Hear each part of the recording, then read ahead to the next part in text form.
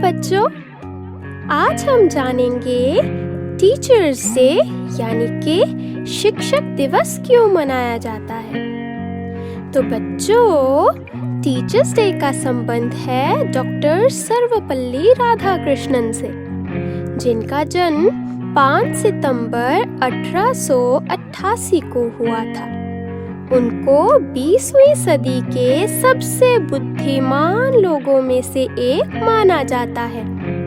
Doctor Sarvepalli Radhakrishnan को बचपन से ही पढ़ने लिखने का काफी शौक था।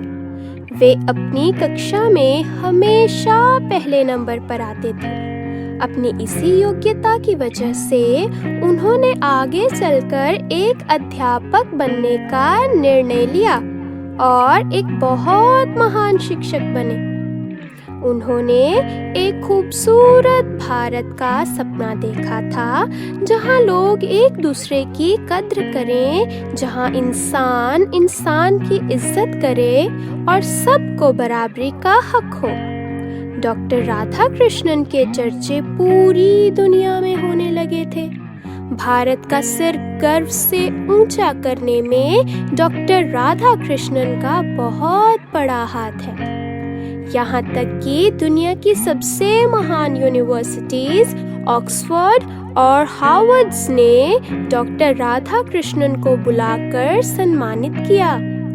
उन्होंने यूनेस्को यानी कि United Nations educational, scientific and cultural organisation में भी भारत को संबोधित किया था। डॉक्टर राधाकृष्णन इंडिया की तरफ से रशिया के पहले एम्बेसडर भी बने। पर इतनी जगहों में घूमने के बाद भी डॉक्टर राधाकृष्णन ने अपना भारतीय पहरावा नहीं छोड़ा। यह देख पूरी दुनिया के लोगों को भारत की संस्कृति का गहराई से पता चला। डॉक्टर राधाकृष्णन की योग्यता की वजह से उन्हें आजाद भारत का पहला उपराष्ट्रपति चुना गया। उन्हें 1954 में भारत रत्न से भी नवाजा गया और 1962 में डॉक्टर राधाकृष्णन भारत के दूसरे राष्ट्रपति बने। डॉक्टर राधाकृष्णन एक महान शिक्षक, एक महान राष्ट्रपति और एक महान इंसान थे।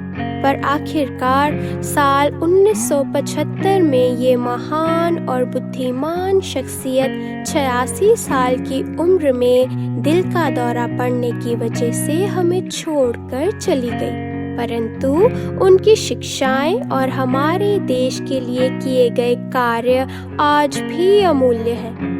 तो बच्चों, उनकी याद में ही हर साल 5 सितंबर को टीचर्स डे मनाया जाता है और इस दिन सारे टीचर्स को उनके स्टूडेंट्स तोहफे और कार्ड्स देते हैं और उन्हें बेहद खास महसूस करवाते हैं।